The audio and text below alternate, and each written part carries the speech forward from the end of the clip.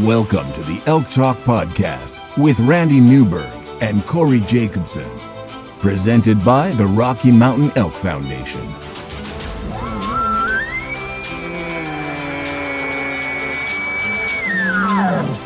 The goal is, what little you and I know about elk hunting, we share with people. I've got an elk building. It's like 120 yards away. What do I do?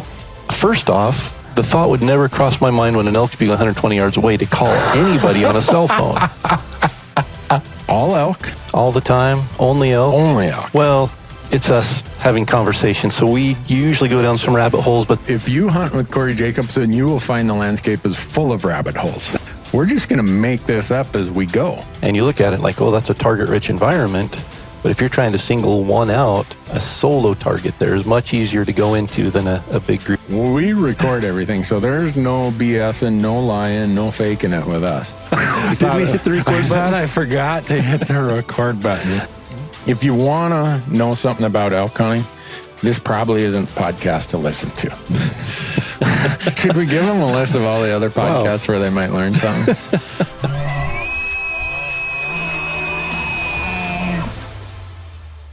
Well, Corey, I can hardly believe it.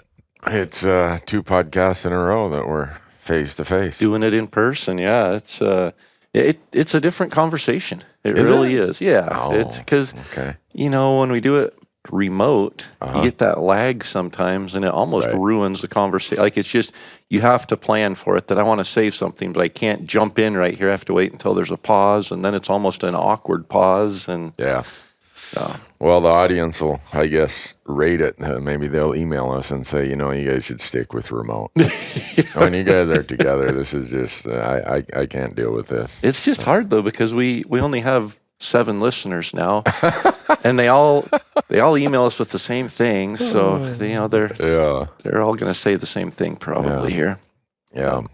Well, we don't have a colorful guest like last time when we Oh had my Charlie goodness, Decker. that was I have a lot of favorite conversations. Yeah. But that was one of my favorites. Yeah. That was one of I love the Rocky Mountain Elk Foundation, and to be able to hear the story, and I've heard a lot of the backstory, but not from Charlie. Yeah. And to hear it from him, and he's just an incredible person. Yeah, it's and people. If you felt that the podcast ended a little abruptly, Corey and I are talking, and Charlie got a text message or something. He looked at his phone and he said, "You guys done with me?" Yeah. And I don't think we got a chance to say yes or no. He just stood up, laid his headset on the table, and walked out the door. Elvis has left the building. He didn't. As he's walking out the door and walking down the hall, he's still talking. I got to go get Yvonne. I thought, you guys thanks so much. We'll see you tonight. Oh, well, hopefully that podcast gave people a little bit of idea of what the Elk Foundation is all about, how it got to where it is today, and why it's so important in the fact that we have twice as many elk as we did 40 years ago. Yep. Yeah. Well, and it was neat last night. They unveiled life-size bronze sculptures of Charlie and Bob that'll go at the front door of the visitor center to welcome visitors in the future. So, as he was talking, they kept the original logo as the seal, as the official seal, because he wanted something that they started with to remain a part of the foundation. Yeah. And now there will be the 2 people who were there at the start who will always be part of the foundation. Yeah, that was pretty cool. I've known Charlie a long time, but to see him, he was pretty emotional about that. But I suppose when you get to be his age and you start realizing that, I only have so many laps left. I mean, none of us know how many laps we have left. That's kind of the fallacy we all live under, right? But him and Yvonne are remarkable people. Yeah. Well, and just the sense of humor that both of them have. Yeah. But they unveiled the statues, and Bob wasn't able to be there last night, so he's in Oregon, Washington. He's in Washington. Yeah. And he texted and said, the statues, I think they're from when they were younger. Yeah. But Charlie was still a little bigger. Oh, yeah. Charlie's never been a track athlete. Yeah. And Bob texted and said, it looks like they're going to have to pay more for Charlie's statue than mine, alluding to the fact that there'd be more material involved in the midsection. Well, it's been fun to spend, 3 or 4 days here hanging out with so many passionate volunteers for conservation and advocacy.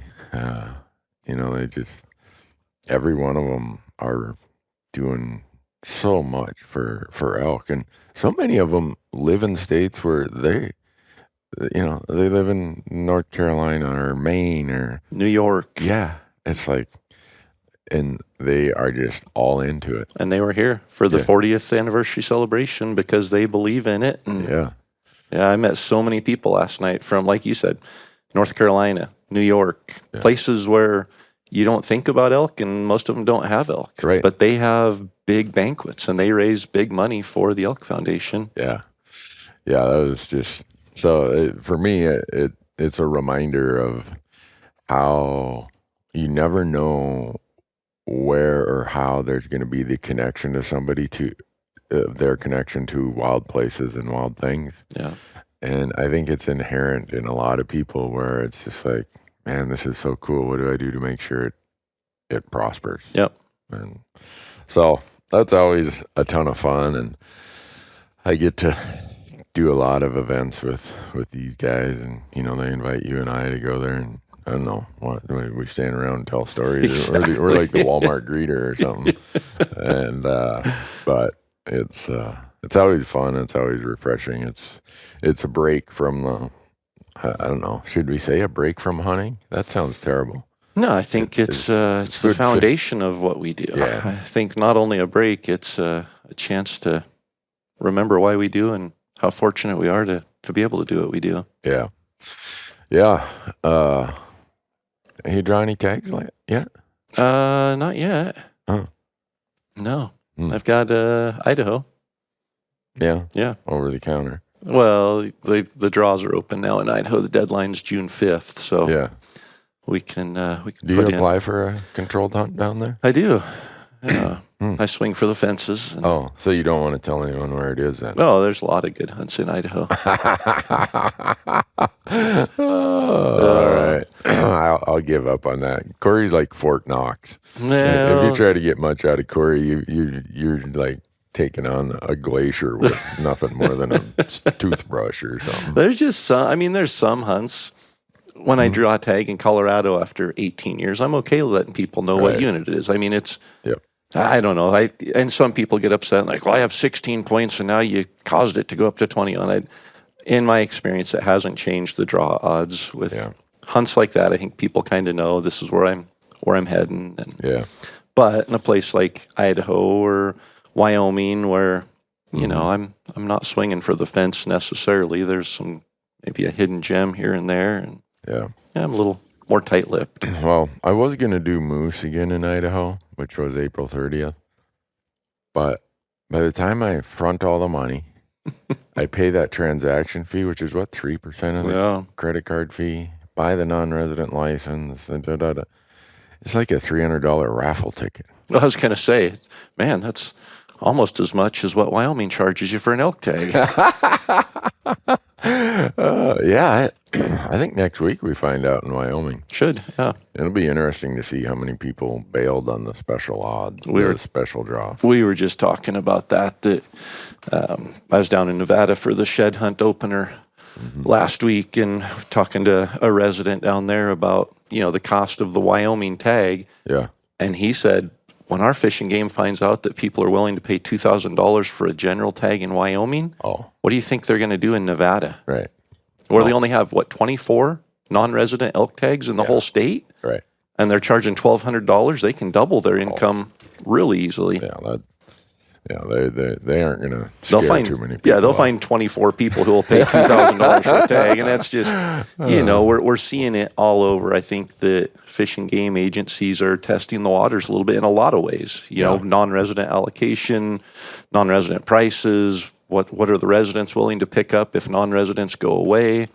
And, last year Wyoming went to they have a shed season, but then they said, okay, non-residents can't come to the state and pick up sheds for 7 days after the residents get a start. Well, from what I understand, Nevada is changing it next year. Yeah. So, but the hard part is I'm 100% for protecting wildlife in the winter. Yeah. And I think it's important that we do that. Yeah. So they change, in Wyoming, it's May 1st. You can't even go in the national forest in parts of Wyoming until May 1st. So that keeps everybody out that protects wildlife. I'm okay with that.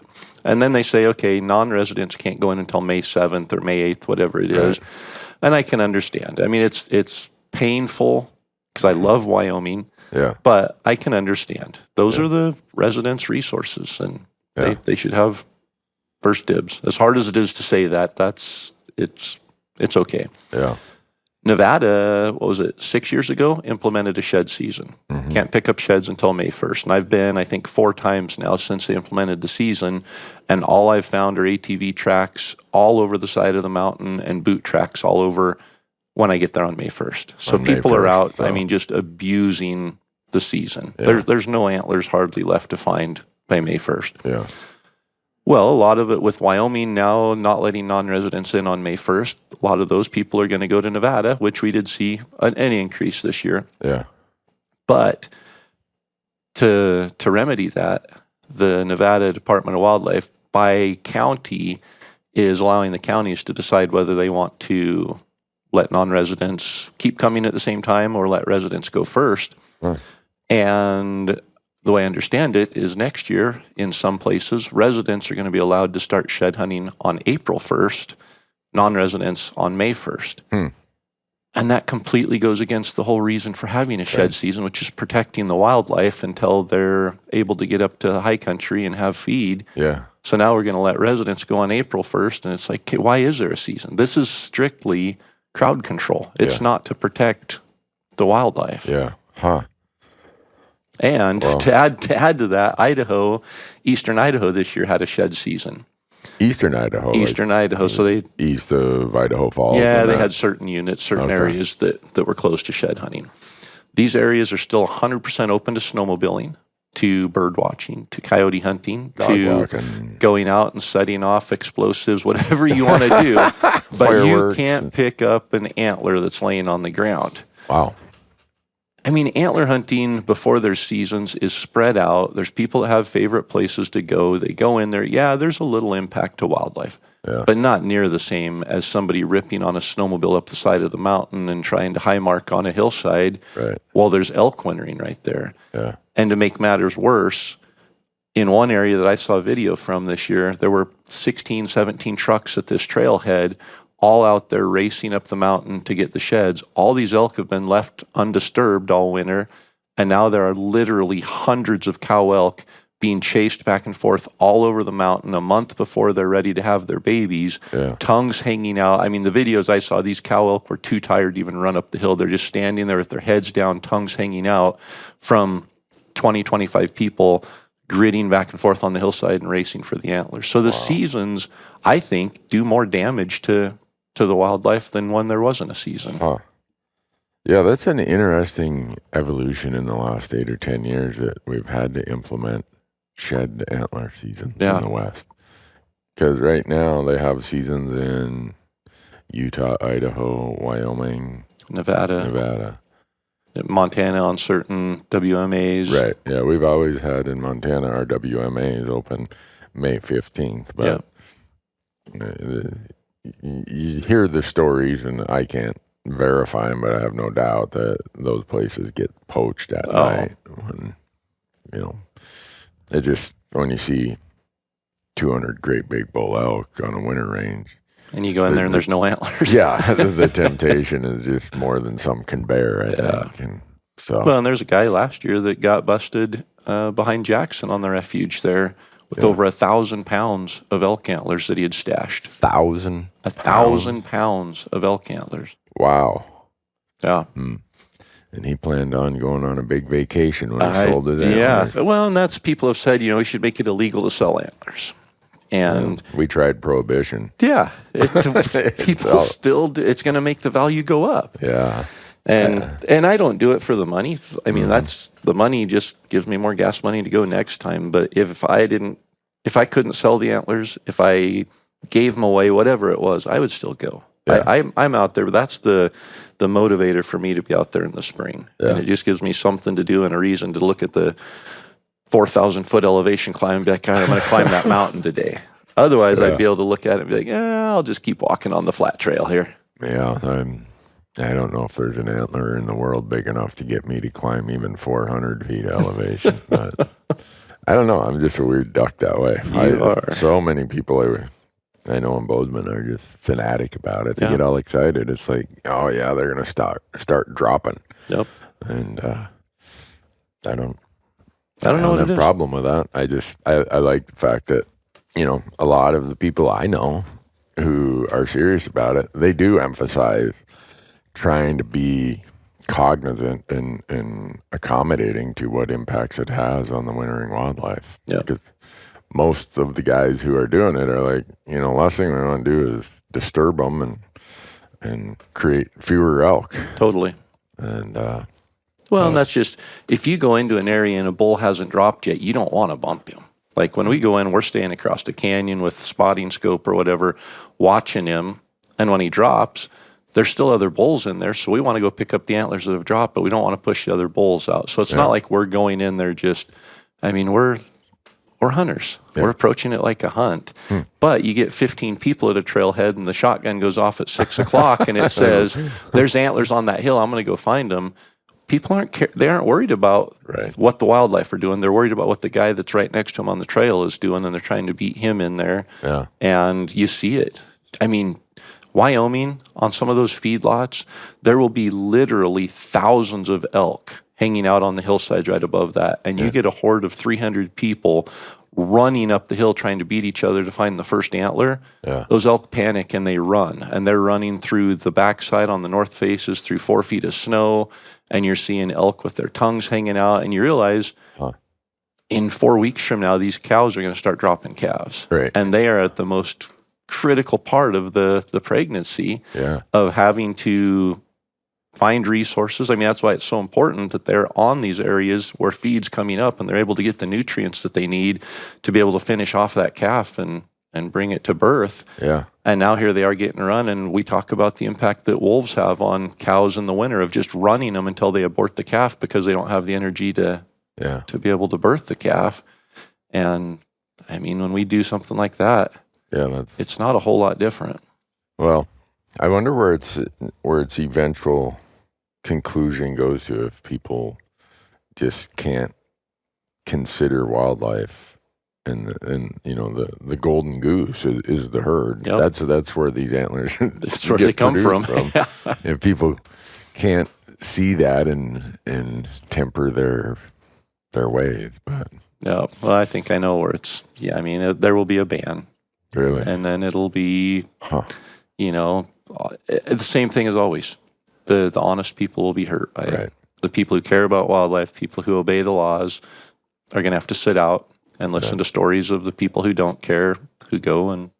Yeah. I mean, last year I posted on Instagram something about I'm in Nevada and all I see is boot prints everywhere. And somebody said, if you're dumb enough to follow the laws, you don't deserve to find any antlers. Wow. And it's like, I know that's the attitude of a lot of the people, but whether we agree with the law or not, it's. That'd be like saying, well, if you're so dumb as to follow the law, not my fault you didn't shoot a ram last year. Yeah, exactly. I mean, where do you draw the line? Yeah. How do you even address something like that? I mean, and that's, I think we've got to find a solution. There's a problem. We've got to find a solution, but seasons the way that they're in right now are not the solution. Yeah. But unfortunately, that's what states are looking to rectify it. Do you think that states are ever going to get to where they charge a shed hunting license like they do? I would be fine with it. I mean, they do. So there's a couple things. The antlers, I don't know if you would classify them as a natural resource once they drop, or if they're still part of wildlife. I don't know. Because if you go and make firewood or pick mushrooms, you have to have a permit if you're going to sell them. Yeah. For Forest Service. Yeah. For wildlife. Yeah. You have to have a license if you're going to hunt something. So I think that there could be a case made that there should be some kind of a license. Seems like in Utah several years ago you had to get a license. Maybe you still do. It was a $10 or $15 license. You had to take a course on ethics and things like that, which, again, we were in Nevada, and Isaac was asking me about the Nevada course because they had an ethics course. And I can still, one of the things that stands out is the sage grouse. They're really concerned about sage grouse. They want to make sure you're educated about not disturbing the leks or the nesting areas. And so I think, there's some educational things which common sense is if there's a hunter out there and they don't realize the elk are in pretty dire need right now of nutrition, and if we're running them all over the mountain, they're expending energy they don't have. But sometimes we need a reminder. I really think at the end of the day, it comes down to us policing ourselves. Yeah. And if we find somebody that's parked at a trailhead, you can't just turn them in because we don't have the enforcement resources to be able to come and enforce the laws we have. Yeah. We just have to hold each other accountable and educate each other. Well, I'm going to leave that up to you guys. Randy's just going to keep hiding antlers in trees. Yeah. Oh, man. I don't know. I see the passion a lot of people have for it and the excitement they have for it. And I suppose it's probably the same of where people see me get all wound up about something like me shooting a grouse. They're probably like, what's up with that? Why does he get so excited about shooting a grouse? So I fully understand that people are going to be excited about things that don't turn my crank, but that doesn't mean it's right or wrong. It's just like, that's why we're all individuals. Totally. Have fun doing whatever it is. And I'm all about people being out on the landscape and staying connected to the wild places. Whether it's hunting, whether it's whatever. But I also do share those concerns you mentioned about the wildlife and the resources, especially at that critical time of year. And I guess in Montana, part of it that we're lucky is we have bought so much winter range that, and this isn't everywhere, but large numbers of elk congregate on these winter ranges. And you just aren't allowed on the winter range until May 1st or May 15th. And by then, we're starting to get some green up, the recovery, you don't have, an elk that's made it that long probably is going to make it. Yeah. And you usually don't have the deep snow by May 1st or May 15th that they're going to be pushed into and run through for an extended period of time. They might have to run through 300 yards of snow to get to another open hillside, but Well, I hope I'm in Idaho this year chasing elk, but I doubt it. Yeah? You didn't get a non-resident over-the-counter lottery tag on December 1st? No, that chaos on December 1st, you guys can have that, man.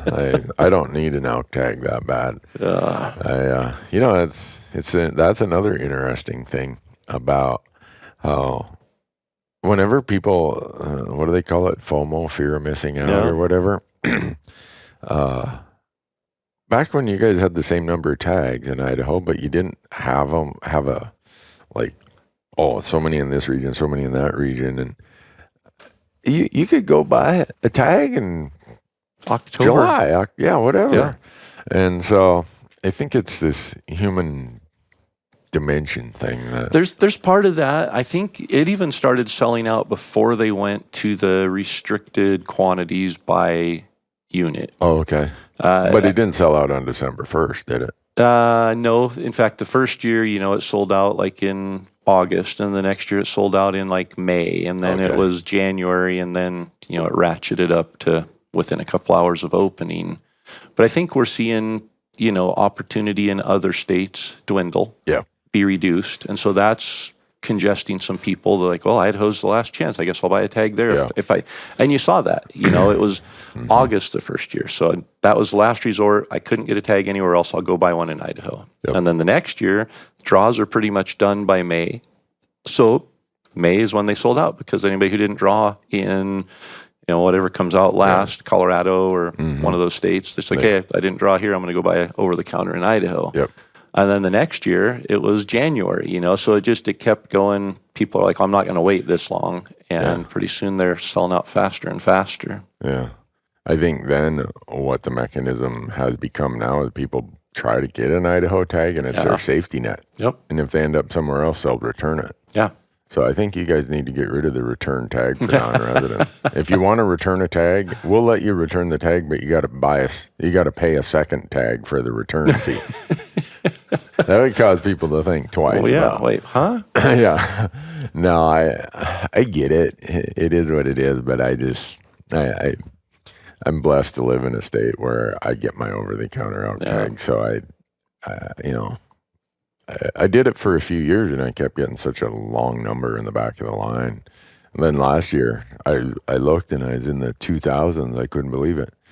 But even then, there was only 3 tags left when I got to the front of the line, and I just decided that, you know what, if there's that much demand, maybe other people should buy them, not me. And the nice thing is with the draws in Idaho, we don't have points. Right. So everybody's got a chance. You don't have points until you get some legislator who thinks that's the solution. I can see a scenario where non-resident over-the-counter December 1st debacle tags go to a draw. And I would see that in the very near future. Yeah. Yeah, and once they go to a draw, I can see the people coming out of the woodwork again, crying for bonus points or preference points, which we will fight. Yeah. Just because they don't work, it hurts. Right. It hurts people's chances. But yeah. Well, I hope that if you do put that non-resident December 1st thing on a draw, I'm serious when I say this, that you don't get any money back if you return your tag. Yeah. No, it cuts down on people. Yeah. Doing what you said. Net. Yeah. Yeah. But I don't know. Some people will be like, well, I'll just eat it. Yeah. Or maybe you guys will follow suit of Wyoming. It will be $2,400 for a Idaho elk tag. we can do it. Yeah. Well, and it's hard. You know, I know the Rocky Mountain Elk Foundation just became, I don't know, what you call a partner on a lawsuit about the wolf delisting issue again. And I was able to be a part of some of that. But just looking at some of the numbers, Idaho numbers are what we would consider to be strong. Yeah. Elk numbers. The population is stable, at least. The problem is when they do their counts, it's in March, April, and the elk are very concentrated. And so they fly a grid, and then they say, okay, we saw this many elk. We're going to assume that there's this many more that we didn't see, and then we're going to take that equation across the state. Yeah. The problem with that is a lot of those elk are on private land, especially in the winter. And when they used to migrate back up to public land where we could hunt them, they've changed because of the wolves. I mean, that's the primary thing is the wolves are keeping them pushed down on the private, and the elk are safer there. Once they leave that, they're free game again. Yeah. But they're closer to houses, closer to development, closer to activity, and the wolves just are kept at bay because of that. So we're seeing solid numbers, but we aren't seeing solid numbers of huntable elk on public land. That's the number I always look at. Accessible elk. Because in Montana, we have the same thing. Central Montana, eastern Montana, wherever you want to draw the line between central and eastern, our prairie type country and our prairie mountains, the landowners are just pulling their hair out. Yeah. Too many elk. Well, you get to the other parts of the state where it's primarily public land, there's not too many elk. Yep. And that's where it becomes too many hunters. And not as many elks. I mean, we're dealing with access, not only public land access, but we've got programs in place in a lot of states where departments are reimbursing landowners for damage done by elk, but we aren't getting anything in return as sportsmen. Yeah. So the wildlife are getting shot, whether through depredation, different things, but not by hunters. And landowners are getting paid by hunters. I mean, we're footing the bill for that. And the wildlife and the sportsmen are the ones who suffer. Yeah. And meanwhile, the department's caught, in the middle there. And so it's just such a tough balance to manage wildlife. It is. And I think the other thing, like Montana is a perfect example. We have the one size fits all. Well, the elk that live in northwest Montana up in the, it's a mirror of your panhandle of Idaho. Those elk and how they should be managed by season types, by whatever management prescription, compared to the elk in the open country down by Bozeman, or the elk in the prairies out in eastern Montana. It's like, these are different species. Yeah. Just because we geographically have this state boundary doesn't mean we have to manage everything under the same season dates, the same everything else. But that's how we've done it in Montana. But I'm not sure how much longer we can continue to do that, because the problems are so diverse based on geography, based on human population density, based on landscape. And you don't have to go very far to recognize that diversity. Right. In Idaho, they went to the zone management, which is for that very reason. They broke it up and said, okay, this herd of elk that lives in this area migrates down here. This herd of elk that is literally right across the canyon from them doesn't move because of the elevation change or the habitat change. And so they do manage it that way. But even within those zones, there's one zone in particular that has 4 units in it. And 2 of those units are so drastically different in every aspect: access, private land, predation, all of these things. They're still in the same zone and managed the same way, but it really needs split into 2 zones there, just because the management and the migration and all of these different aspects are completely different. Yeah. The 2 states that have different season dates, different openers, different close dates, Wyoming and Nevada, every unit is managed as its own standalone, or pretty much, or every herd. So if a herd covers 2 units, okay, maybe those 2 units have the same management prescription. But I'm always impressed with those 2 states. I don't care if it's pronghorn, if it's mule deer, if it's elk. You look at the different start dates, season openers for elk in Wyoming. Yeah. You can't just say, well, elk season in Wyoming opens October 10th. No, you might have already missed the first 10 days of your season, or you might be there 5 days early. Totally. And I think that's part of why Wyoming has such an amazing demand for its elk hunting. I hold Wyoming up there as one of those just model states, and they work hard at it. Their resident license costs way more than my Montana resident elk license. So their residents are willing to pay more for it, and they get a better product. Well, you look at Wyoming and compare it to Idaho and Montana, which are right next door. They border. Yeah. How is it? I mean, Wyoming has every bit as tough of a winter, if not worse. I mean, temperatures and wind and everything considered there. They've got just as many wolves. I mean, they have the exact same predation problem we do. They have grizzly bears. Yeah, they have more grizzly bears than... They have all of these issues, yet it seems like they have better elk herds on accessible public land areas. Right. Yeah. And it's not an accident. No. And they have the same complication in Montana where if you start at the east, it's primarily private, and as you work west, it gets primarily public. So they have that same private land issue. Yeah. But just Wyoming, I think, has thought about it and not got themselves, I call it institutional inertia. Well, that's how we've always done it. Well, that doesn't mean it's right. Or it might have been worked in 1974, but it's 2024. Yeah. We probably ought to rethink these things. And so I think Wyoming and all the Wyoming guys are going to be like, shut up. But I want to point out and put some focus on how good of a job they do. And it's a lot of work to manage elk the way they manage elk. But they do it. They structure their season dates. They try to go in and get... If there is a problem on a place that's primarily private land, they try to have those cow seasons and get it done. Don't pressure them. In Montana, we start our shoulder seasons in August, and we wrap them up late into the winter. I mean, those elk are into January, right? Yeah, those elk are getting shot at for 6 months.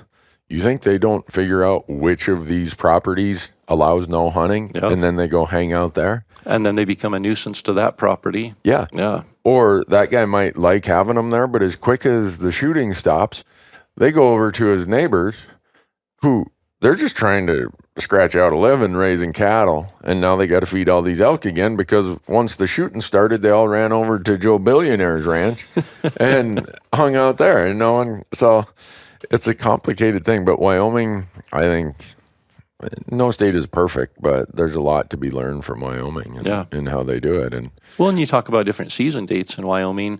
They're general units. How many general units are there? There's a pile of general units that are all managed about the same, where you can go, if you get a general tag, you can archery hunt starting September 1st through September 30th. Then you can come back on October 15th with a rifle and hunt the same unit. And a lot of those units are managed the same. Mm-hmm. But then you saw them this last year go to a Western, a Southern, Eastern general units to better manage them based on different accesses, different terrains, and also to help, I think, with the crowding, to be able to distribute crowding and say, okay, we're going to take this many tags and put down here to make sure that we're getting a good ratio of hunters in this area. Yep. So, I mean, they're all over and they're on top of it and they aren't afraid to make a change to help better manage it and keep that quality that they have. Yeah. And I think some of the institutional inertia that I speak of also is some agencies are just so concerned about a little criticism from hunters. Trying to keep everybody happy. Yeah. Trying to keep everybody happy ends up with nobody being happy. Yeah. Well, we talked, I don't remember who I was talking to, but just recently I was telling about when we went and hunted Montana with you and how many 5-point bulls we saw. Yeah. Because you can't shoot spikes. Right. There were spikes everywhere. We could have shot a spike a day. Like every morning, every evening, there were spikes in the herds, and they're off limits. Yep. And I think for somebody that grew up like I did, spikes are what you're looking for because there's more of those, that are with the herd in rifle season. They're not educated. Yeah. They're good eating. Oh yeah.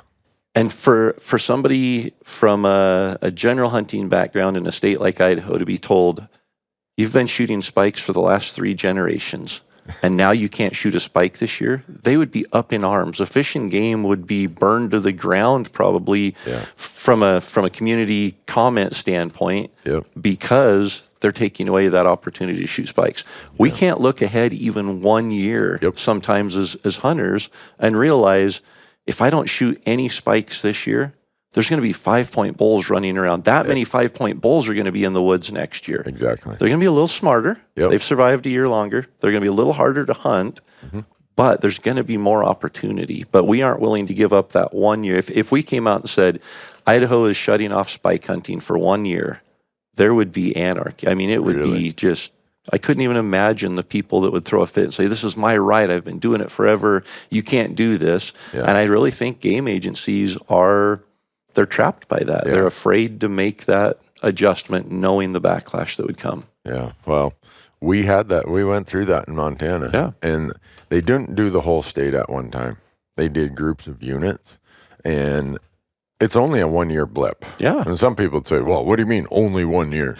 Well, that's my 1 year. I have a right to hunt there. Yeah. And so I will say that for Montana, when I do hunt there, the odds of you seeing a decent age class are pretty good because if you let those bulls get through their spike year, that 1.5 years, and now the next year they come in there 2.5, okay, they're still not Einstein or anything, but they're now learning from some of the other bulls when they're in bachelor groups and things, and so once if you get more of them to that 2.5-year-old age, well, then you're going to get more of them to 3.5 and 4.5. And not that I don't really care if people want to shoot spikes or whatever. It doesn't matter. It doesn't affect me at all. But it seems that there's a desire for people to want to have a better age class when they're out elk hunting. And so I think... And you just, that sacrifice of 1 year, like you said, it's not just the 50% increase in 5-point bulls the next year. Right. It's the 20% increase the year after that in 6-point bulls. Right. And then another 10% increase the year after that in bigger bulls. And pretty soon that trickle keeps adding up. And it's not just a one-time, hey, it goes through and now we have 20% more. The next year there's another 20%. And that exponentially over time just builds a better herd. Yeah. For 1 year. 1 year of sacrifice. We get years and decades of quality increase. Yeah. I was surprised when we were on that hunt and you and Donnie observed that. I'm like, you know, because I hunt Montana. I've accepted it as the norm. And you guys are like, man, you guys got branch antler bulls all over the place. Got it figured out. I mean, in Idaho, we go out in Idaho, and it's hard to find a bull elk. It's hard to find any bull elk in October, which they're just a tough animal to hunt anyway. Yeah. But we just, you know, you shoot the young ones. We have units where you can only shoot spikes. Really? We have units where you can only shoot forked horn mule deer. Yeah. And that's not how you grow a herd. That's not how you grow mature animals. Yeah. Huh. Well, now everybody's going to be like, I guess I'm going to Montana then. I'm not going to Idaho. No, everybody's going to be like, see, Corey's ruining hunting again. He's promoting hunting, bringing in all these people. The huge increase in non-residents in the state of Idaho is due to that podcast. Yeah. Well, I've been observing that, you know, if people want to dig into those numbers, the demand for some of this Western stuff is flattening out. Yeah. And actually decreasing a little bit, it looks like. And I think part of that is economy. Part of that is maybe it was the intrigue of, oh, I want to go do that, you know, the one and done. And, you know, you sort out who's serious about it and who's not, you know. But it'll be interesting to see where it goes in the long term. But, and I am sure people are so tired of me saying this, but I say it anyhow because it's that important, and it's that important to me. Is I use the Elk Foundation, for example, and if we want to have better draw odds, if we want to have more opportunity, it just requires more animals. And when they started 40 years ago, and they only had, you know, we across the country had just under 600,000 elk. Now we're bumping close to 1.2 million. Yeah. That's twice as many animals. And the odds of drawing a tag, if we were still back at 600,000 elk, you think your draw odds suck today? Yeah. Think of how they would have been. Yep. If we were still at 600,000. So my point of all that is we just, I get the frustrations. I get why we get into a lot of these debates and stuff because we love it and we're passionate about it. But it really comes down to how many animals are out there on the landscape. And access. Yeah, and access to them. Yeah. And, I mean, when we were sitting at the thing last night, what were the priorities that RMEF had? Habitat was number one.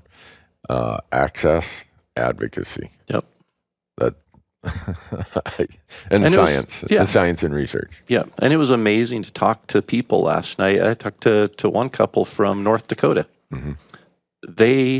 Their family, the dad, the wife, the husband, brother, have killed 4 elk in the last 6 years in North Dakota. Yeah. And they were big bulls, like 350 to 380 type bulls. Yeah. And that's, you know, I mean, you don't think of North Dakota as an elk hotspot, but there are people who have an opportunity to hunt elk in North Dakota. Mm-hmm. Yeah. It has been a remarkable story, and I hope that people see that. And I think the Elk Foundation leadership would say, look, as long as people get involved in conservation, we don't care if they're advocating for mule deer or whitetails or turkeys or pronghorn or ducks or whatever. Just be putting your shoulder to the wheel and doing what you can for the things you love.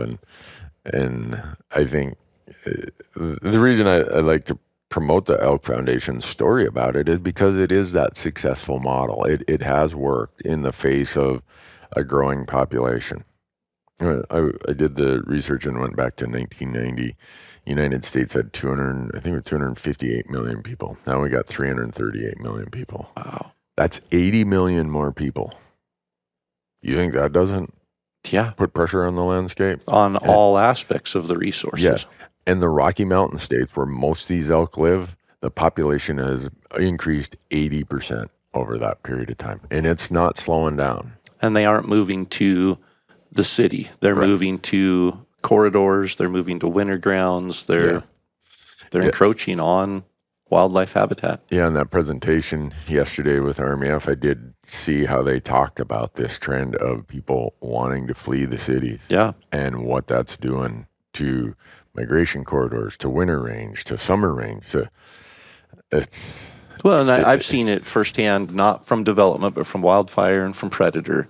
You have a herd of elk that for years migrates down this corridor. For years, for 100 years. Big herd moves down there. They use this winter range. They move back up, and they're spread throughout that entire corridor in the fall. Mm-hmm. And then a wildfire comes in, and there's no more feed. There's not any cover for them to migrate through. Within 2 years, they're done and gone. They are not in this summer range and fall habitat anymore. They've dispersed to other areas. Yeah. And that herd there's no huntable elk to speak of in that area. Development does the same thing. If you cut off an elk's access to protection, corridor, travel, feed, it's not going to come back. No. And it's going to go somewhere else. And when it goes somewhere else, there may be only so much habitat to support so many elk. That herd size dwindles.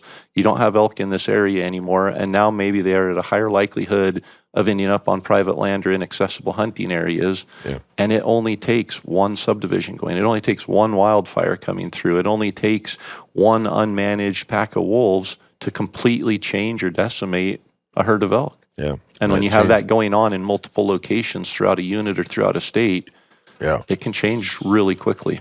Yeah, and there's all this wildfire study stuff going on. I was in D.C. week before last and got to talk to some of the Forest Service people. And you anecdotally see it, and so you wonder, well, is this really a trend or is it just me? But fire regeneration has changed a lot in the last 20 years. A lot of people see those beautiful purple and yellow. They think they're flowers up there in that burn. Really, they're an invasive plant species that elk and other wildlife can't utilize. So rather than a lot of our burns regenerating with native flora, we now have all this these invasive plant species that outcompete our native, and elk and mule deer and whatever else did not evolve utilizing those. They can't utilize them. So the idea that these burns are always good is no longer the case. Our burns are way larger. A lot of them are. Their intensity levels are so intense that isn't really a natural cycle. And then when you have the soil disruption that comes with all this regeneration, and it gives preference to these non-native plant species, what was already kind of marginal elk habitat isn't any better. Yeah. Or it's considerably worse. Yeah. And that's one thing I've noticed, that these fires burn so hot and they're so massive that they don't leave a patch of timber for cover. Yeah. And so the entire burn area is uninhabitable. Elk have to have cover. And where they used to be fires, like you mentioned, where they would just burn spots, and it would leave an entire drainage with timber, and then it'd have a burn perimeter around that drainage. Elk love that. Right. And it doesn't destroy the habitat. It doesn't destroy the feed. It opens up some areas so that new growth can come up. Yeah. But these hot fires that we're getting that are just massive and burn for 15, 18 miles at a time with just a huge swath through there, it's not leaving habitat for wildlife. No. So the challenge with the Forest Service and the state game agencies to create habitat is, how do you try to, in whatever way possible, replicate that natural cycle of what it would be when you got people complaining, well, I don't want a fire near my house. I didn't move here to have smoke in the valley. Yeah. Or you got a private landowner who has a section within there that's like, no, I don't want no fire. Yep. So there's just this multitude of things. And then there's the risk of, okay, what if it gets out of hand? well, we're not going to give you enough money for controlled burns. We'll just spend all of our money on fighting the big burns when they happen. I'm sitting on a panel next week about this whole topic. Really? In Bozeman, there's a group, PERC, that is hosting a forest management thing. And I'm the token hunter. And I don't want to say token because they went out of their way to include a hunter in the issue because it affects a lot of people. There's a landowner. I think there's a public land grazer. There's a couple scientists. There's an economist. And I've been reading all the preliminary materials, and there is a ton of research out there that is emerging. Kind of like 7 or 8 years ago, we got all this research about corridors, right? And how many of them we didn't know exist. And now we got funding that's helping with that. I'm hoping that all this discussion and thought and talk about fire and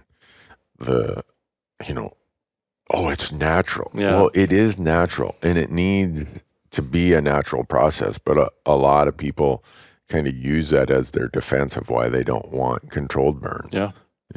I'm going to go build my house right in the forest and make it in a completely undefensible space. But, I don't want it burned down. You guys make sure my house doesn't burn down. I don't want to smell smoke in October, so no controlled burns. Yeah. But the second that a fire does start from lightning, you better come and suppress it because I don't want my house burning down. But I want nature to manage. Yeah. And it's just like wildlife. That's one of the big arguments we hear is let nature manage nature. Right. We don't have to get involved. Hunters are doing damage. They're killing animals. Nature's going to do a better job. Nature's not nature. Yeah. Nature can't. We've disrupted nature. Now we have to be the stewards of that, and that includes wildlife. That includes fire. That includes habitat management. Yep. We have to get involved in a positive way. We've been involved in a negative way for a long time. We have to become positive stewards. Yeah. And that's, again, I know people are probably like, Newberg, we get it. RMEF does a lot. But last year, those volunteers raised $21.5 million just for project work. And the amount of that went to weed control, a lot of it went to access. A lot of it went to science and research. But most of it did go to habitat. It might be going to a place where pinyon juniper encroachment has pretty much taken out a lot of the grass and the grazing and the forage, going and tipping that over, going and doing mechanical treatment of that. But there's still only so many places that you can do stuff, and you only have so much money. Yeah. Well, you talk about pinyon juniper. I didn't realize the impact it had not only on grass and other feeds, but water consumption. Huge. When you go through and cut down a whole bunch of pinyon junipers on a hillside, the creek that runs right there doubles overnight. The water that just starts flowing as soon as those trees stop dragging that resource up. Yeah. And that goes to other resources that need water. Yeah. Yeah. I think I could be wrong. Some arborist is probably going to email us and say, no, Berg, it's not that much. But I thought it was 40 gallons a day per tree. Wow. Through evaporation and just what they need. Yeah. I don't know if that number's right. It was a number that blew me away, and it's 40 something. But there's studies out there that show why the loss of surface water has been so dramatic across the West. Well, it completely coincides with expansion of pinyon juniper, which used to get knocked back by fire. Well, people start building their houses out into the foothills where there's pinyon juniper. Well, we don't want a fire in here. Yeah. Well, all right. You don't want water either. Yeah. So all this comes back to the human factor. And I don't know if we need to come up with a new definition or a better way to look at conservation, but conservation is allowing for prosperity of wildlife amongst the human presence. Yeah. Because like you said, we are the disruptive factor out there. Yep. Are we going to do things that mitigate our disruptions? Because I need energy. I need paper products. I need all these resources that come from the landscape. Yep. So I'm not saying we don't need that. I'm just saying, how do we do things, and how do we maybe not let everybody have their way? And by that, I mean, just because one person complains doesn't mean you need to shut down a management action of a prescribed burn or whatever. And if we needed to have, certain categorical exclusions for things like, let's say, weed control, because we've had fires in the wilderness areas of Montana and the weeds have taken over, and I don't know how we're ever going to get a handle on it. Yeah. Because you can't go into the wilderness. Treat, 500,000 acres in extreme rugged terrain. Yep. And I get that, the Wilderness Act of 1964 says, untouched by the hand of man to the greatest degree possible. But back in 1964, they didn't have all these invasive plant species that were taken over. Yeah. So the list goes on and on and on, but every one of those I would look at through the lens of what's best for wildlife. Yep. Because you do what's best for wildlife, everything else is going to benefit. I mean, it really is. The habitat's going to benefit because you're doing what's best for wildlife. The human impact is going to benefit because you're doing what's best for wildlife. And I don't know. I guess maybe it's, my email address. I had to make that really simple so I could remember it. And I have to make everything in my life simple, Corey. So all I do with this is get myself back to the basics that every farmer understands, every ranch understands, that the productivity of the land determines what your outcome is. Yeah. And same with wildlife. The productivity of the land is what determines whether or not you got a good chance of drawing a tag this year, or you don't have a good chance of drawing a tag. Yep. So, well, we drove from home to Missoula to be here. And that drive brings us up Highway 12, which runs along the Lochsaw River, which is where I kind of grew up cutting my teeth on being in the outdoors and chasing elk. And I would come around corners and look up on a hillside and remember in 1992 how many elk were on that hillside in the spring. Yeah. I mean, the very hillside, I can see herds of 100 to 120 cows up there in April and May when I was up there shed hunting. Yeah. We didn't see an elk on the drive yesterday. Yeah. I mean, they're there, but it's different. The landscape's changed. Those hillsides aren't open hillsides. They're completely covered by 16, 18-foot tall brush, which is not feed. Habitat. It's not feed. Underneath that is just sterile ground. The sun's being blocked out. So, I mean, that habitat has changed. The landscape in, I think it was the winter of 95, 96, when there was massive winter kill, maybe 96, 97, whatever the winter was there, but massive winter kill from just a heavy, hard, late winter at the exact same time when wolves were dropped just a few miles away and ended up there and kept those numbers down. At the same time, habitat is completely dwindling. There's no more logging going on up there. All these things, and you look at it, it's like this used to be one of the strongest elk herds in the nation. Right. And I don't even know if you can call it an elk herd anymore. Yeah, there's still elk there, but you look at the low zone, which includes Unit 10 and 12 in Idaho, used to be a highly sought-after tag. Right. It's the one that's left on December 1st. Yeah. It's the one that people always email us and say, hey, I was number 30,000 in line. By the time I got there, there were 112 low zone tags left. I went ahead and picked one up. What are your thoughts? And it's like, I know. We got one of those emails last week. You saw that, right? I felt bad. It's like, how do you tell the guy that you're hunting the past? Yeah.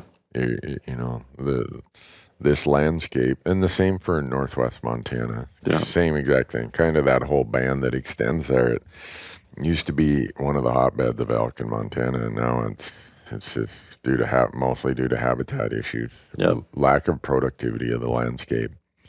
It can't sustain. And, and we're sitting on a catastrophic fire event in areas like that because when they've was not been the managed. big burn? 1908 or 1910 when northern Idaho and northwest Montana burned. Timothy Egan wrote the book. If you've never read it, folks, go read the book, The Big Burn. It is fascinating about, it's a human story, but it's about how the Forest Service had just become the Forest Service a year or two before that, and that Gifford Pinchot, who was the founder of the Forest Service, he was trying to get all these rangers out there to fight this fire that, even with today's technology and resources, you wouldn't have made a dent in it. Yeah.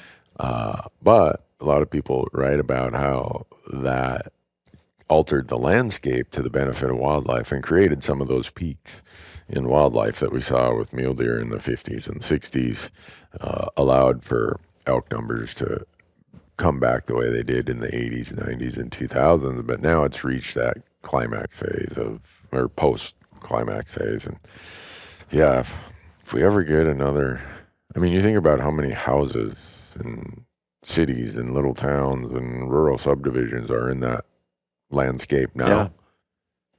I don't even know what we do. And that's why we have to keep suppressing it. And that just, I mean, it is. It's why whenever a little fire breaks out, it's like all hands on deck. Let's put it out. And meanwhile, all of this habitat just continues to fester. Yeah.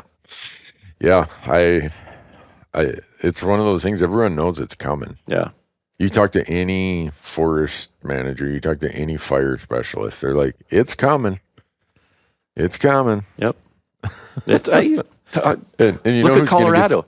You know, when you go hunt in Colorado, all the blowdown. Yeah. It's a matchbox of trying to get through blowdown. Mm-hmm. That's firewood. Yeah. That is dry kindling that is laying there waiting. And every year that it sits there, it becomes more and more toxic. Yeah. Yeah.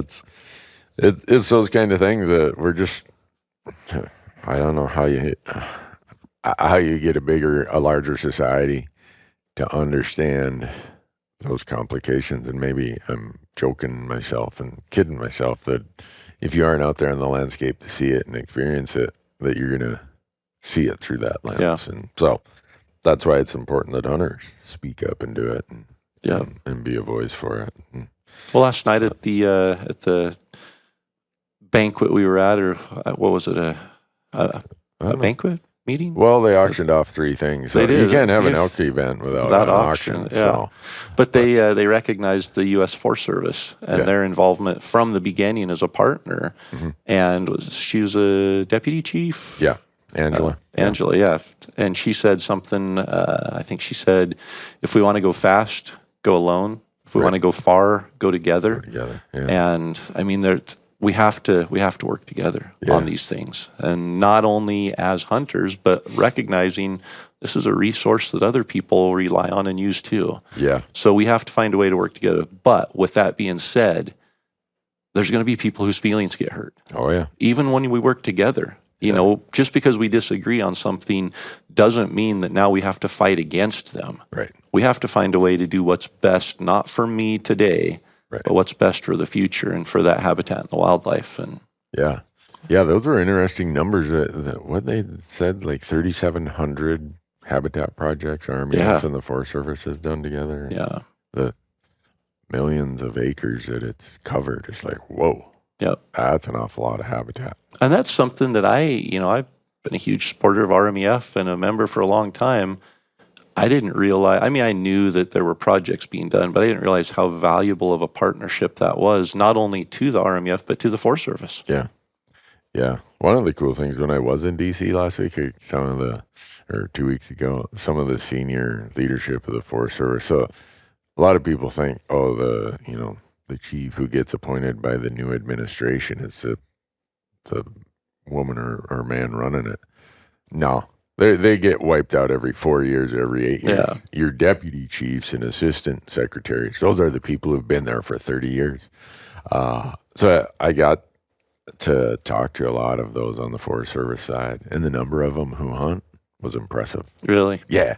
That's great. Yeah. The number of them are like, oh, that one hunt that you did, I saw, or I listened to this one podcast you guys were doing, and da-da-da. Wait, they listened to? Yeah. No. Yeah. So it was, that was a great, I guess, confirmation or reassurance to me that there's some people who really are in places of decision making that hunt, that live the life we do, and I'm grateful that they listen. Yeah, and we have podcast. to create and maintain relationships with those individuals. Yeah, like it's not we feel like we're helpless. Like all we can do is complain on social media about issues. There is something you can do as a listener, as you and me as individuals. There are things we can do, and it's not difficult. We just have to find out who's the decision maker, why are they making these decisions, and what can I do to partner with them and to create a relationship there so that they see our point of view from an educated standpoint, not that's the way it's always been. And I'm not giving this, Go out and be educated on it, form that relationship, express your concerns, and things happen. Yeah. Yeah, I was very impressed. I don't know, maybe I'm always, at this point in my life, maybe I'm always looking for the bright stars to follow, or where's the good news? Because we got so much bad news. But it was very refreshing to me to go to DC, spend that time with those people in those agencies, sat there next to at our table was the assistant, I think it's the assistant secretary of the U.S. Fish and Wildlife Service, Hunter. The people at the Forest Service, hunters. Yeah. So we have those people who understand, and I think they have to listen to everybody. So if the hunters feel that, well, they aren't going to listen to us, and they don't hear from us, it becomes a self-fulfilling claim. Totally. Yeah. They're only able to listen to the people they can hear. Yeah. So, but it's been an interesting. This winter, I've traveled so much and got one of the benefits of traveling is you get to hear perspectives and stories from so many different people on so many different landscapes. And I'm coming out of this trade show season. Now I'm home in Montana for 2 weeks. Hopefully Kim will, about 3 days from now, she'll be like, don't you have something to do? We got to break back into this. But it's been refreshing for me. It's given me more optimism and made me really excited about, in spite of all the dangers and threats out there, when you get to have one-on-one conversations with just average people and tune out the social media complaining and sniveling. And media in general. Yeah, media in general. You realize just how many great people are out there, how many great people are doing something and are interested. And for me, it gets me pretty fired up. Yeah. So. Yeah, you listen to the media or social media and you think there's just a few of us left. Yeah. We're just the last hole on here, but no, I think as a whole, we're in good shape. Yeah. We're poised to do something great. Yeah. And something great might be me drawing a controlled elk tag in Idaho this year. Well, it might be.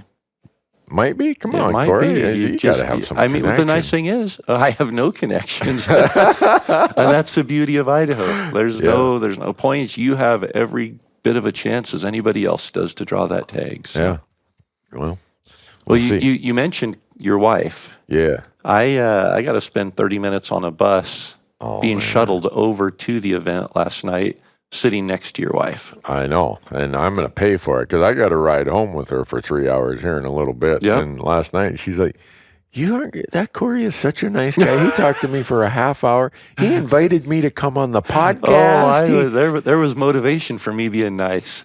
I was like, we need to talk. Yeah, I'm like, Kim, don't trust this guy. You can trust him with anything, but his motives when it comes to what he's trying to accomplish here are questionable. I started with small talk, the weather. It snowed 3 times at my house this last week. It didn't stick, but it was cold enough to be snow. And she's like, yeah, it snowed at our place too. But, Randy, he's never been really attached to the snowblower. I'm like, I've heard that. And she's like, or manual labor in general, for that matter. Is that what she said? Yeah, this came right out of the gate. Oh man! And I said, we need her on the podcast. This is going to set some stories. And I said, I apologize to her for you giving marital advice. Oh no! Yeah. Oh, she said you guys need a disclaimer, a legal disclaimer at the beginning of your podcast if Randy's going to keep giving marital advice. And she said multiple times, I'm serious about that. You need a legal disclaimer. She says that all the time. Yeah, well, that's not a very good picture that I'm envisioning because Kim had arm surgery recently, so she's in a cast and a sling. Yep. And she's implying to Corey that she had to run the snowblower last week. She didn't come out and say that, but she did say that you are not inclined to even know where the start button is on it. Well, no, I told her, I said, look, it's going to get up to 45 degrees. It's going to melt. I'm the same way. There's no need to plow snow if it's going to melt the same day. Yeah. And she's one of those people that if something needs to be done, it needs to be done right now. Yep. It can't be like, hey, can I do that after we eat? No. it's snowing. Get that snow off the driveway. Yep. And boy, my wife's the same way, and I say this out of love and respect. But I come home from work. She gets home, an hour and a half before I do. Mm-hmm. The whole front of our driveway is shoveled by hand. I have a 4-wheeler with a plow on it that takes me maybe 8 minutes to do the asphalt section in front of our house. She's out there for an hour and a half with a bad shoulder shoveling this entire thing. And I'm thinking, why? Yeah. Just let me do it with the 4-wheeler. Or it's going to be melted by tomorrow morning. Yeah. But she sees that there and it needs done right then. Yeah. And she sacrifices everything to do it. Yeah. I'm past that point. I don't know if it means that I'm past that point in a positive way or past that point in an old curmudgeon way. But yeah, Kim keeps hinting that all of the hedges and brush around the house needs trimmed up. And I have one term for that. Pay the man.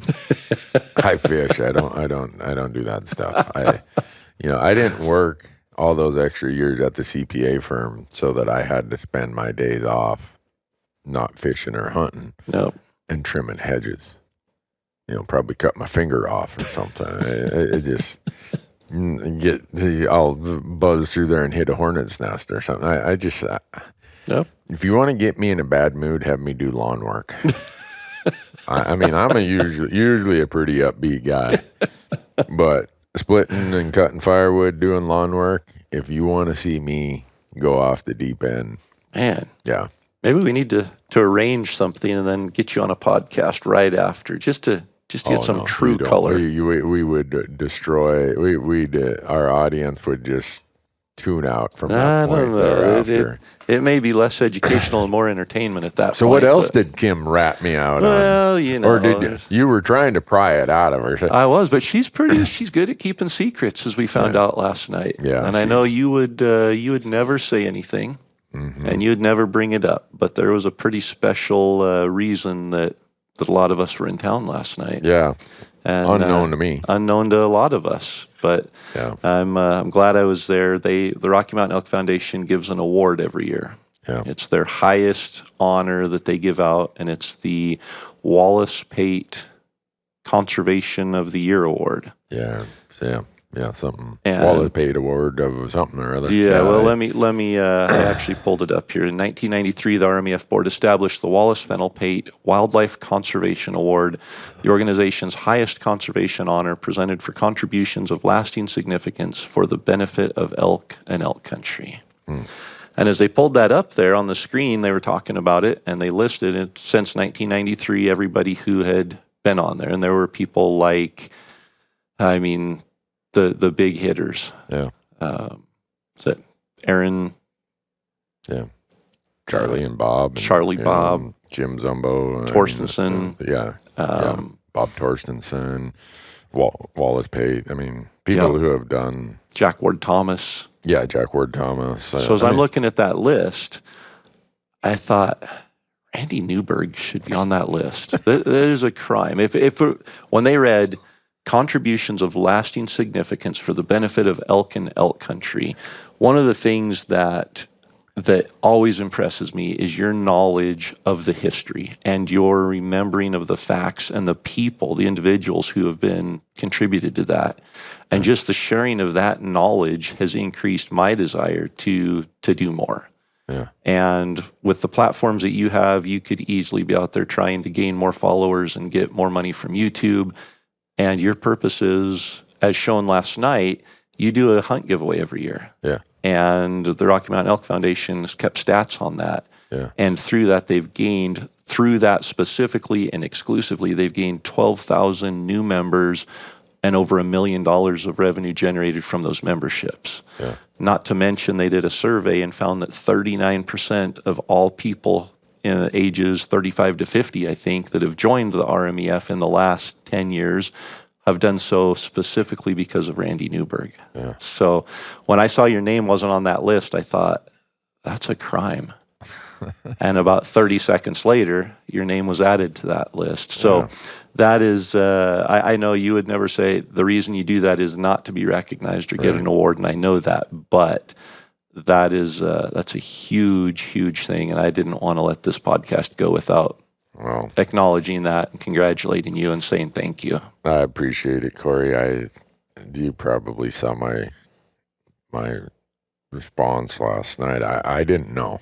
Yeah. I've sat on the board of this group for 6 years, and you vote on who gets this award every year, and the board puts so much effort into it. And these are people I look at as conservation giants, as leaders. And when I voted for who those people were, I was like, oh man, these are such great and deserving people. And so I was the MC every night of this gig. I had no idea. They had special scripts that specifically excluded you from knowing what was coming next. Well, everybody had a white book, a 3-ring binder with their script, but mine was blue. And last night, backstage, we're going through the walkthrough and rehearsal, and it's kind of dark in there, and I hit something, and 2 script books fell down. And I just grabbed the one on top, and it was a white one. And Lisa is like, just stole it out of my hands. Like, no, this one's yours. And I'm like, okay, whatever. Yeah, I didn't think anything of it. And then I noticed the new script they'd given me for rehearsal was different than the script they'd given me a couple weeks ago to rehearse. And all of a sudden, I didn't have anything to do for the last 10 minutes of it. I'm like, oh, okay, well, Kyle's going to do it. That's fine. And so Lisa's like, you go sit down now. Go sit next to Steve. All right. So I did. I had no preparation, no words, no whatever. Yeah. I have no idea what I said when I got up there. I don't even recall. I do. I have the full recording of it, and it was absolutely appropriate. Well, I hope so, because you get up there and your head is spinning, and it's so meaningful in so many ways that you can't even express that, how much it means to you and your family and the crew you work with who help you with all this stuff. And you want to thank everybody, right? Yeah. But as quick as you start thanking listing anybody, names, you forget the most important one. Yeah. No, so you did the right thing. You thanked your wife. Yeah. And I knew I should have known something was up, because she came over here. Matthew and Lillian are here, and so obviously she wants to see those two. The fact that I'm here is kind of secondary, but usually she doesn't go to these events. Well, just to put an emphasis on that, we've been hanging out doing things together for 9 years, 10 years, somewhere in there. I've never met your wife in person. Right. Last night was the first time. So that tells you how special this was, that she was here. And like I said, she doesn't come to these events. Right. And she was here. Like, it's your gig. I don't need to listen to the same hunting story until 4 a.m. But when she walked in the door, here she is in this sling and everything. I'm like, I thought you were going to stay at the hotel. Well, no, Matthew suggested that I be here. Oh, okay, whatever. I'm sure the whole world's walking around whispering like, he doesn't know. No, I didn't even know. Okay. I clued in when I looked at that list and thought, Randy's name's not on there. It should be on there. And then I saw Riza get up with her cell phone real slyly, and she walked back behind you and started recording. And then she crept in close right behind you with the cell phone, videoing as Kyle was talking up there. And I thought, okay, this makes sense. Because Brandy and Riza went out of their way to make sure I was here. And I thought, that's so nice of them to, Nevada shed season is open and Isaac's down there. I want to stay down and shed hunt, but they're like, we'd love to have you join us here. Yeah. And I told them afterwards, thank you so much for making sure I was here. Because if I would have missed seeing Randy be recognized for that, I would have felt bad. Well, that means a lot, Corey. And I'm still dumbfounded. I don't know what to say. All I can say is that it's a remarkable, I think, statement or expression of what a great country we live in. And I hope I tried to touch on some of these points last night when I talked about it, is, growing up in Big Falls, Minnesota, and if you ever get there, you'll be like, where is it? You'll be on Main Street and you'll be like, where is it? I mean, it's that small. And when my parents divorced, my goal in life had always been to be a hunter. That's what every mentor I had in our little town was a fanatic hunter. And then when my parents divorced when I was 10, my dad had to leave to find work. And so he wasn't in the picture for a few years. And I just thought, man, I'm not going to get to be a hunter. But I had public land, and my mom was trying to raise us 3 kids, and I'm the oldest, and we're living in this crappy rundown trailer house. When I was back in Minnesota last month, I went and just walked around there where that trailer house was, and just thought about all that. And I'd go home from school, and I could grab my .22 because at the time I wasn't allowed to have a shotgun until I was 12. I had a .22, and I could shoot grouse. I could be my own Davy Crockett, because all I had to do was walk a half mile, and I was on public land all the way pretty much to Canada.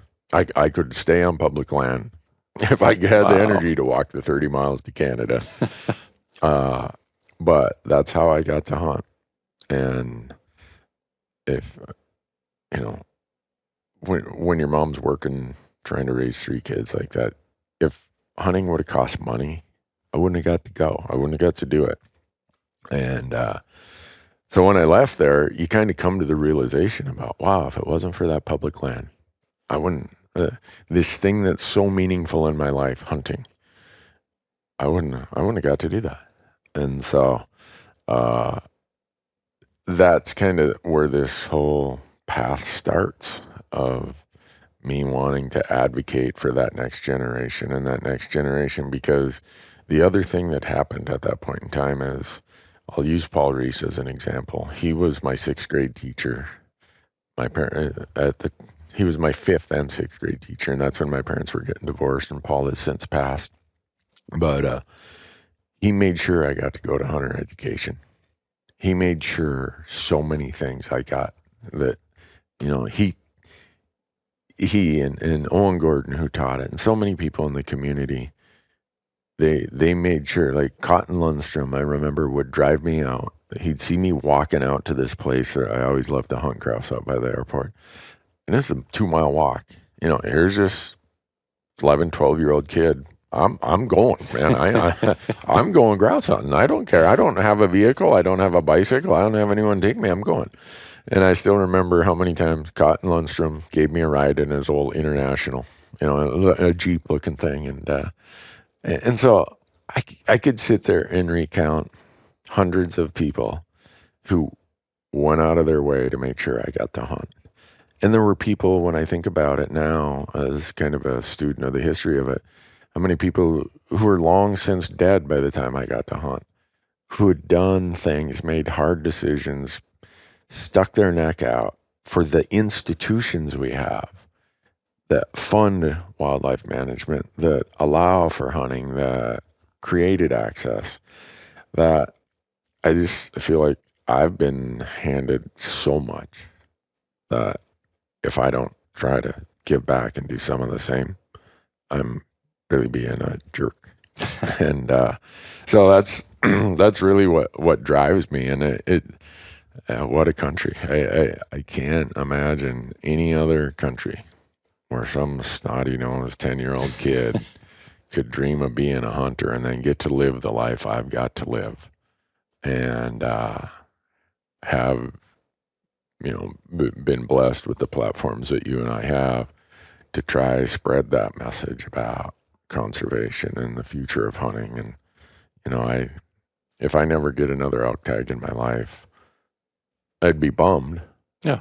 But it'd be way more important to me that the next generation and the next generation get their elk tags. Yep. And not that me not getting an elk tag is going to make that happen, but I say that for the significance of, if somehow I couldn't hunt, I'm still going to advocate for these things. No. I'm still going to, until I've got my last breath, other than You always envision how your last breath is going to go. I don't want to think about that too much, but my last breaths are going to be invested in making sure that hunting in wild places and wild things are part of America, and whatever little difference I can make in that, that's what I want to do. And to get that recognition last night just blew me away. I didn't see it coming. No, it's not something you aspire toward. No. It's not, you aren't doing it for recognition or for an award, because it's a lifelong thing.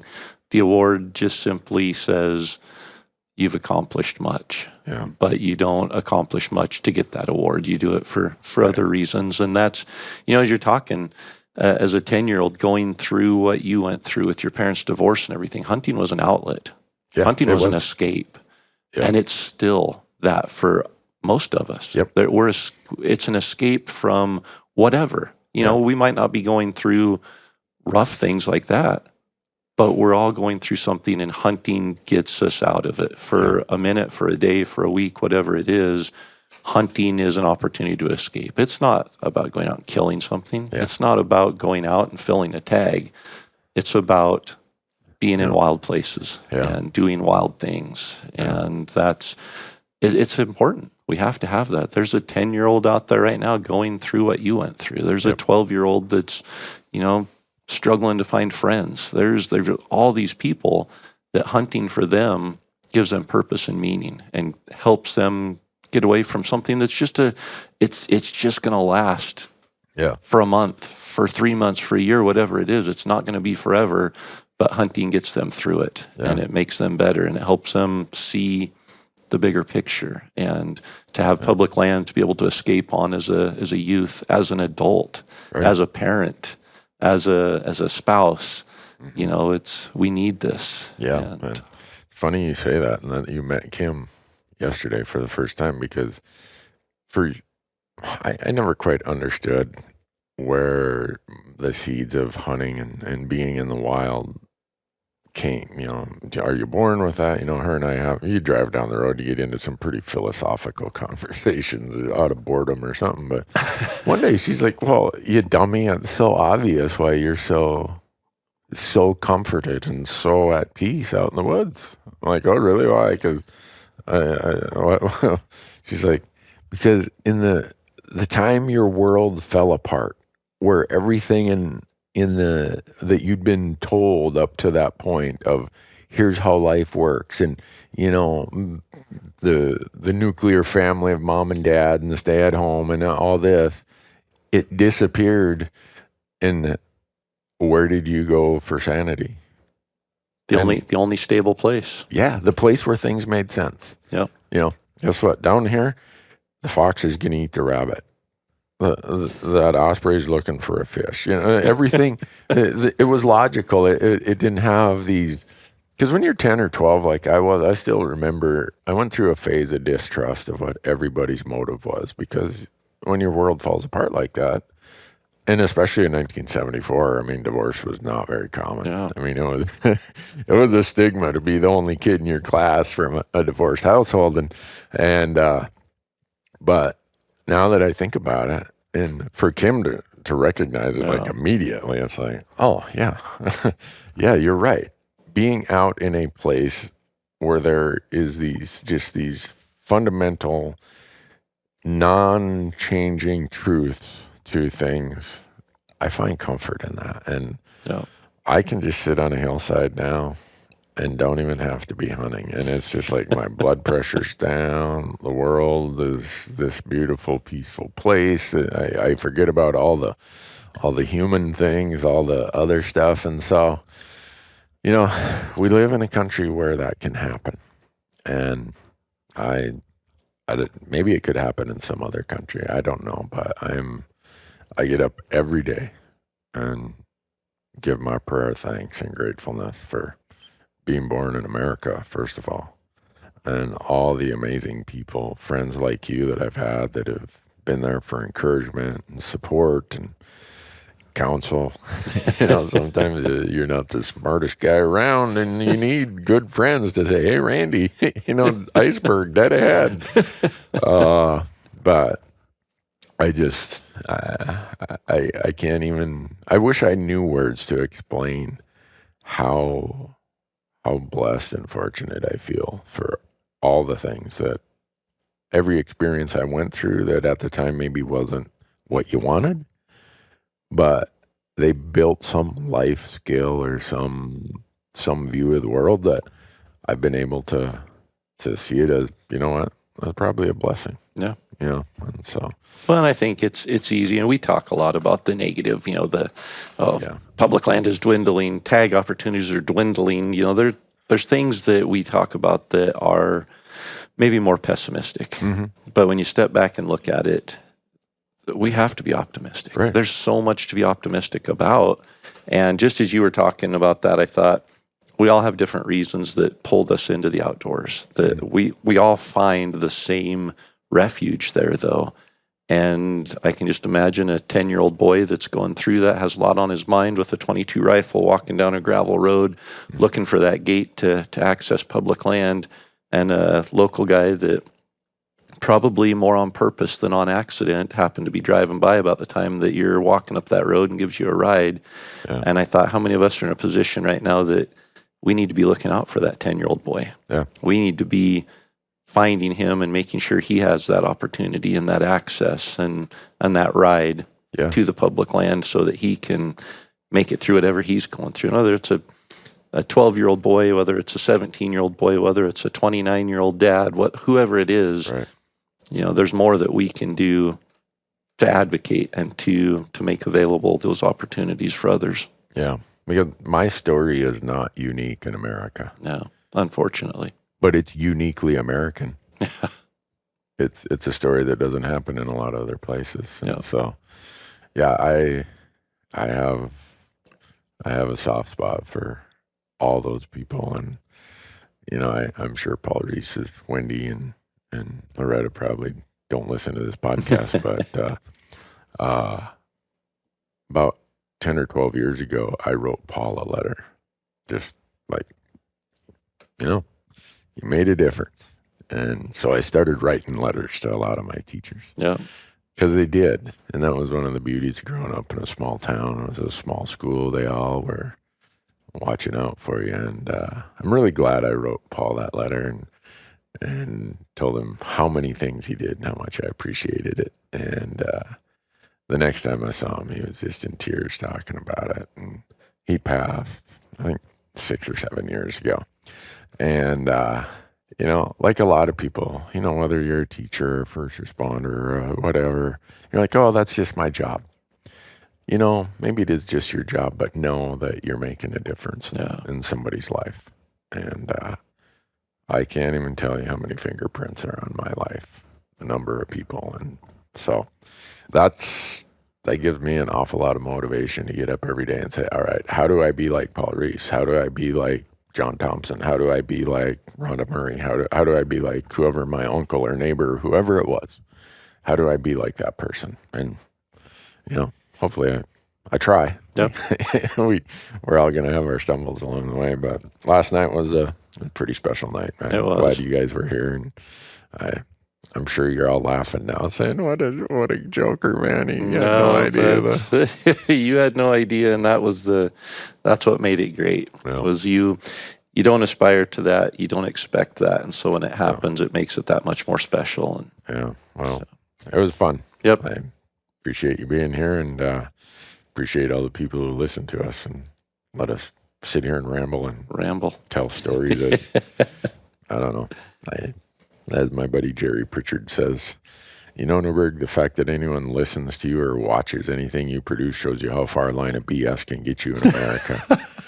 So, what would we do without good friends? Yeah, Jerry can say that because we grew up as toddlers, we were roommates. I mean, he knows me better than anybody other than maybe Kim. If Kim and Jennifer are ever on this podcast, I think if they are, Donnie gets to be the host. Wouldn't that be something? Donnie hosting, and Donnie would be able to pull all sorts of information out of the two of them. With his devious mind, it would not. You and I would we'd want to lawyer up. Maybe. Oh my goodness. What would be really, really torturous is to have us in the room next door listening, but not being able to say anything. No. My blood pressure probably couldn't take it. We'd have to start playing checkers or something. I think Kim's comment would be, well, he's below average at everything. But he just doesn't give up. If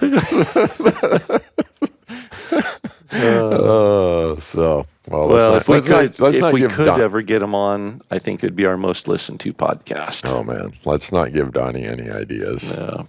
It would be so bad. Kim, I can't even imagine. The audience would be like, he's been BSing us the whole time. They would find out a lot of truth. He doesn't know half of what he thinks. Hold on. His marriage advice? Yeah. This guy's giving marriage. She's the one who should be giving marriage advice. Well, I think we both know that already. Yeah. But, appreciate it, Corey. Yep. Appreciate all you do. And again, congratulations. Thank you. And appreciate all the listeners. Appreciate how many people we've been talking to here who tell us they listen to this podcast. And if you have thoughts, ideas, questions, send them to us. I mean, that really, we do go through those before we start. And so a lot of that forms the conversation we have of what concerns you have. So just go to elktalkpodcast.com, click the contact link, and that email gets filtered straight to both of us. So we see them. Yeah. And if you can, do what you can for wild things and wild places. And one of the best places, if you like elk hunting, best places to put your time, money, or talent is Rocky Mountain Elk Foundation. And that's not a sales pitch. That's from the heart. Yeah. Absolutely. All right, folks. Until the next time. Catch you on the next one. Travel safe, Corey. Yep. You too.